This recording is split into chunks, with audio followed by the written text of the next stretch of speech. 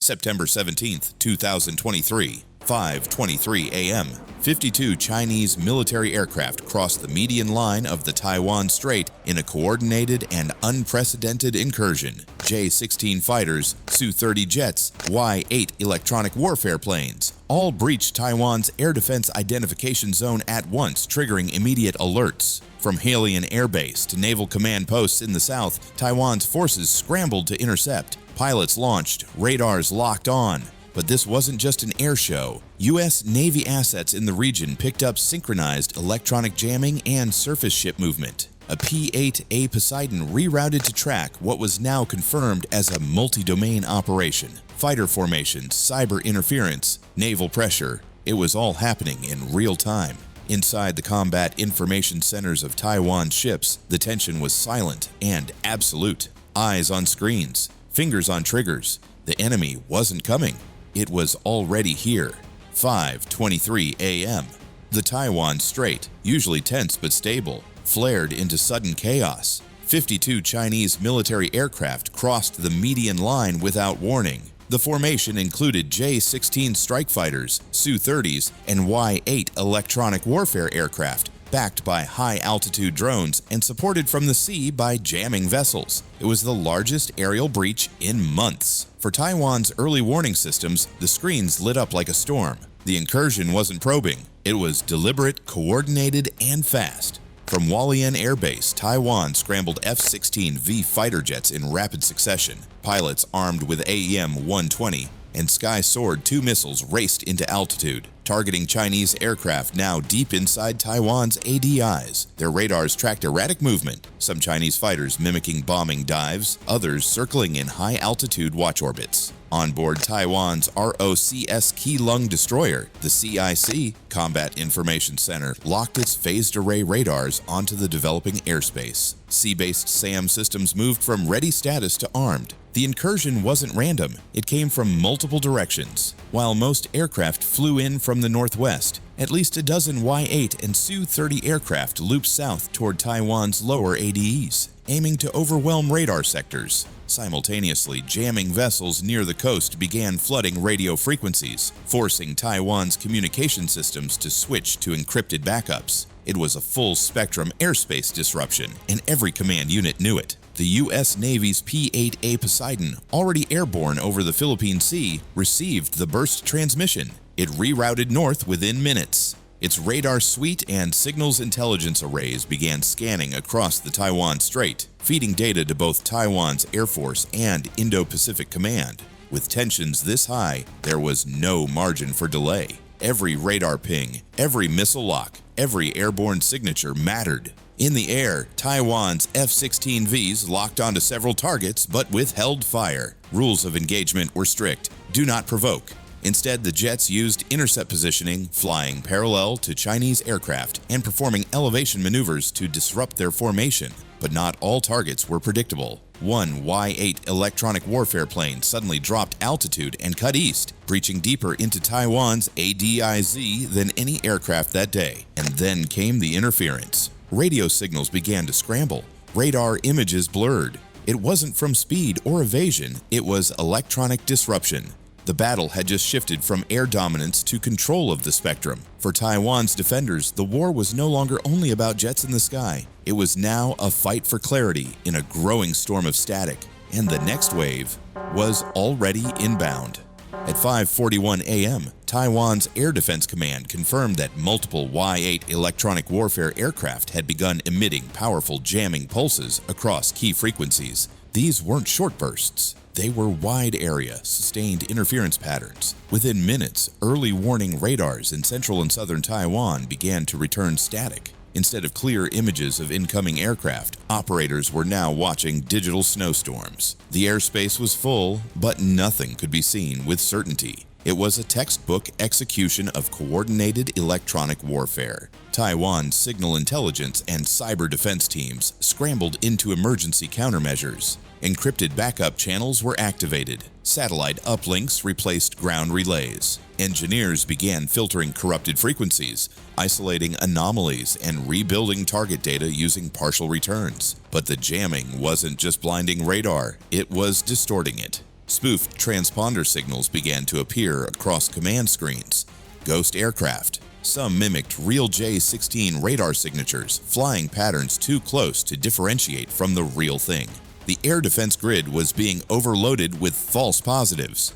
In the Combat Information Center aboard the ROCS Tso Ying, a Keelan-class destroyer, every sensor operator was manually tracking data. Automatic systems were losing reliability. Crew had to visually confirm radar contacts and cross-check sonar pings and ELINT, electronic intelligence streams. The war had entered its most deceptive stage. It was no longer about fast intercepts. It was about sorting truth from lies under the pressure of milliseconds. Meanwhile, the skies grew more chaotic. Low-flying aircraft from China's southern approach had entered the zone, skimming just above the ocean's surface. These weren't drones, they were manned strike aircraft, deliberately evading radar coverage using terrain masking and low altitude. Taiwan's F-16s began emergency course corrections, trying to reposition and track new targets that weren't on radar but had been visually identified by patrol units. One pilot reported seeing two fast-moving silhouettes without radar locks, an encounter that forced an immediate flare drop and evasive climb. U.S. forces monitoring from the P-8A Poseidon confirmed what Taiwan's forces were experiencing. The Chinese jamming patterns were evolving in real time. They weren't random, they were reactive. As Taiwan shifted frequencies, the jamming morphed. As new radars came online, spoofing attacks followed. This wasn't a brute force saturation. It was adaptive electronic warfare, likely controlled through AI-assisted signal processors on board the Y-8s. Then, at 5:58 a.m., a warning flashed across multiple systems. A new wave of aircraft had taken off from Fujian. These weren't jammers or scouts. They were heavy, fast, armed, and they weren't simulating. They were approaching in attack formation. At 6:03 a.m., Taiwan's coastal radar stations picked up a sharp spike. Multiple fast-moving aircraft at medium altitude breaking through the jamming clouds. This wasn't noise. It was clear, structured, and fast.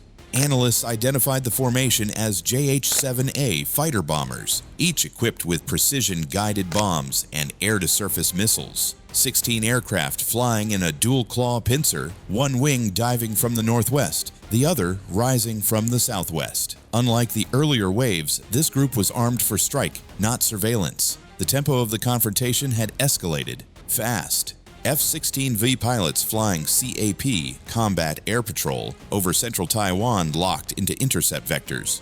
HUDs, heads-up displays, flickered under residual jamming, but primary sensors held. Each pilot received a 3-priority target list. The order was simple: intercept, deter, and, if fired upon, engage. Below them, ground-based Skybow 2SAM batteries were shifted into active lock mode. CIWS systems aboard ROC Navy ships realigned for high-speed tracking. On the ROC's Dihua, Sea Chaparral systems were loaded with live missiles. The destroyer crew, previously holding defensive posture, was now on full threat response. Taiwan's airspace became a theater of electronic smoke and live steel. As the JH-7s approached the ADIZ midpoint, 2 aircraft broke formation and descended rapidly, likely preparing a mock missile run. Taiwanese radar painted both, and F-16Vs moved to intercept. In seconds, missile-lock tones sounded inside cockpits, but no missiles were launched, yet. Both sides danced on the razor's edge of confrontation. A single launch from either side could trigger regional escalation. Command centers across Taipei and Washington were now in synchronized alert. Simultaneously, U.S. Navy assets confirmed increased signals traffic between Chinese air and sea units. The Poseidon's onboard analyst picked up encrypted burst communications, suggesting Beijing was coordinating between aerial attack groups and naval elements not yet in visual range. What worried Indo-Pacific Command wasn't just the presence of the JH-7s, it was their discipline. The flight paths were precise. Timing was exact. Every aircraft moved like a chess piece in a broader strategy. At 6:17 a.m., one of the JH-7s abruptly released a flare burst, a potential decoy, or a dry run for missile launch. In response, a Taiwanese F-16 fired a chaff countermeasure and dove hard.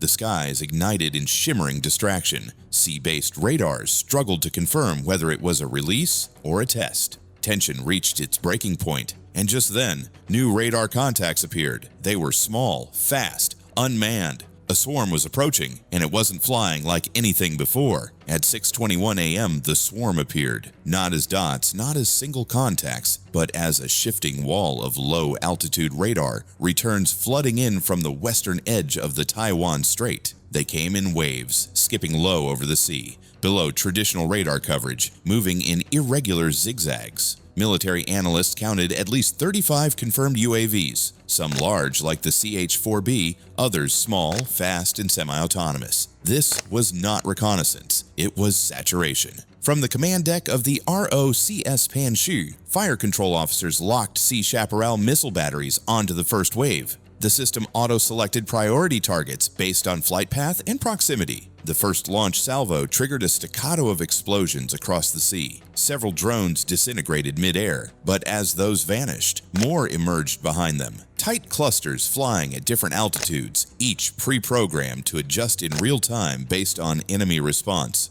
Taiwan's Patriot and Sky Bow 2 batteries began firing in tandem. Air defense corridors near Taichung and Tainan became kill zones, littered with trails of smoke and fiery debris. Still, some drones broke through, crossing into visual range of ROC Navy vessels. CIWS systems rotated and engaged at close range. On board the Keelung destroyer, the Phalanx gun unleashed thousands of rounds per minute, shredding a cluster of small UAVs that had evaded missile lock. On shore, soldiers watched their screens as red alerts filled their HUDs faster than they could verify each threat. Up in the air, F-16V pilots found themselves flying directly through the swarm. One jet pilot reported 5 drones maneuvering toward him at once. He triggered flare burst and banked left, releasing 2 AM-9Xs in quick succession. Both hit. A third drone clipped his wing. He steadied, climbed, and rejoined his formation. Every Taiwanese aircraft now had new mission parameters: drone intercept. Meanwhile, the USS Ralph Johnson, monitoring from just beyond the combat zone, launched its own MQ-4C Triton drone to scan the swarm's signal architecture. Data confirmed AI-assisted coordination. Drones were communicating with each other, adjusting tactics mid-flight, and generating decoy radar signatures to overload Taiwan's defenses. This wasn't a drone attack, it was a distributed weapon system. Taiwanese electronic warfare teams scrambled to jam the drone's control bands. Signal disruptors activated from Kaohsiung and eastern mountain sites. Slowly, the coordination faltered. Some drones began to spin out or lose speed, but it wasn't over. At 6:38 a.m., a new radar trace appeared on the southern edge. Not airborne, not artificial. Surface vessels, moving fast, coordinated. The sea itself was entering the fight. At 6:44 a.m., radar stations on Taiwan's southeastern coast confirmed what had only been a shadow minutes earlier. 3 unidentified surface contacts moving northeast through the Bashi Channel at combat speed. Thermal imaging showed weapon mounts. Satellite uplinks provided clarity. 2 Chinese Type 022 Hubei-class missile boats and a Type 052D destroyer were moving in a staggered triangle formation. Each was armed with YJ-83 anti-ship cruise missiles and 130mm deck guns. The aerial assault had been a diversion. Now, naval pressure was entering the field. The ROC Navy responded instantly. The Lafayette-class frigate ROCS Kongding was redirected to establish a forward intercept path. Simultaneously, the ROCS Panshu maneuvered east, expanding the defensive coverage zone. On shore, Taiwan's coastal missile batteries armed Xiong Feng 2 and 3 missiles. Targeting data streamed in from P-8 Poseidon feeds and domestic radar. Taiwan's entire southern naval net moved to heightened readiness. The Chinese vessels maintained radio silence. Their configuration was deliberate. Small, fast missile boats as skirmishers, with the larger 052D providing both anti-air cover and long-range strike capability. It was a textbook offensive posture designed to pressure without firing. Every ship in Taiwan's fleet knew one mistake could be the spark. On board the USS Ralph Johnson, now repositioned between Luzon and the southern tip of Taiwan, U.S. Navy sonar operators tracked faint surface and subsurface noise. Electronic support measures confirmed the 052D was actively sweeping frequencies, likely collecting data on Taiwan's missile locks and U.S. surveillance bands. This was not random movement. It was an intelligence operation, possibly backed by an unseen undersea asset. Taiwan scrambled a flight of FCK-1 Qingguo fighters in anti-ship configuration. Each carried AGM-84 Harpoon-class equivalents and electronic warfare pods. Their mission: fly a parallel route, display presence, and stand ready. Above them, UAVs provided overwatch. Sea-level cameras captured the moment a Type 022 boat performed an aggressive maneuver, turning its bow directly toward the Kangding and holding course. Missile tubes opened, but no launch followed. It was psychological warfare at close range. Then, at 6:58 a.m., a Kai-28 Helix helicopter lifted off from the Chinese destroyer. It began a low hover pattern, dipping a sonar buoy near the edge of Taiwan's exclusion zone. It was scanning, not for surface threats, but for something deeper. The implication was immediate. Beneath the waves, a new actor had arrived. Taiwan's hydroacoustic sensors began pinging. A submarine was in play, and it was dangerously close. At exactly 7:02 a.m., Taiwan's undersea defense network detected the unmistakable acoustic trace: fast cavitation, sudden drop in depth, and sonar signature matching a Type 093 Shang-class nuclear-powered attack submarine. It had entered the Bashi Channel undetected, surfacing briefly before sliding into the thermocline, the layer where sonar becomes unreliable. The ROC Navy had been expecting aerial incursions and surface threats. But now, the battle zone expanded downward, beneath the sea. Two S-70C Thunderhawk helicopters were immediately launched from the ROCS Keelung and Daihua. Equipped with dipping sonar and MAD, magnetic anomaly detection, they raced south in search grids. From the ROC's Wu Chang, a Kangding-class frigate, torpedo tubes were loaded. Sonar domes activated. The ship slowed into hunting posture. Anti-submarine warfare mode. The area was wide, but the thermal data gave clues. The submarine was moving deep, but not fast. It was listening, collecting, and perhaps waiting. Overhead, the P-8A Poseidon circled eastward. Its ELINT analysts had already flagged signal anomalies near the 052D destroyer, suggesting coordination. Using its onboard sonobuoys, it mapped the submarine's likely corridor. Data was relayed to both Taiwan's Navy and U.S. Indo-Pacific Command. The submarine wasn't probing aimlessly. It was positioned between Taiwan's surface ships and its key southern commercial routes. If it launched even a single missile, it could disable maritime flow in minutes. On the destroyer's bridge, officers debated rules of engagement: drop a depth charge and risk escalation, ping aggressively, and risk provoking a torpedo response. No action was taken yet. Instead, the Thunderhawks dropped active sonar buoys, flooding the area with pings. Within minutes, a hard contact echoed back. It was real, stationary. The submarine had stopped. This was psychological warfare in its purest form. An enemy below, seen but not touched. Crews aboard Taiwan's warships held formation, rotating sonar bearings in constant tracking. Onshore command authorized full ASW readiness, but withheld engagement. Firing first would be political catastrophe, but letting it linger sent its own message. At 7:16 a.m., the submarine began moving again, slow, deliberate turns. Then a dive. It slipped beneath the thermocline, descending beyond reliable range. Its acoustic signature faded. It was retreating, or repositioning. For 90 minutes, Taiwan had been probed from above, across the sea, and now beneath it. No missiles fired, no ships sunk. But make no mistake, the scenario was complete. Air superiority, electronic dominance, drone saturation, surface intimidation, and now undersea intrusion. The spectrum of modern naval warfare had arrived, and next time, it might not leave so quietly. For 90 minutes, Taiwan stood face-to-face with a full-spectrum assault: air, sea, electronic, and undersea. No missiles were launched, no fighters fell from the sky. But every layer of national defense was tested under pressure not seen in decades. 52 warplanes, drone swarms, electronic jamming, naval standoff, submarine intrusion. This wasn't posturing. It was rehearsal, coordinated, measured, and deliberate. China showed not just strength, but strategic intent. Taiwan's response held. Pilots stayed disciplined. Warships maintained lock without provocation. But the margin for miscalculation was razor thin. One wrong move, one misread radar blip, and the Pacific could have ignited. This wasn't war, but it wasn't peace either. It was a message, delivered in full-spectrum silence. If you believe stories like this matter and that we must understand modern war before it happens again, subscribe, like, and comment to support the channel.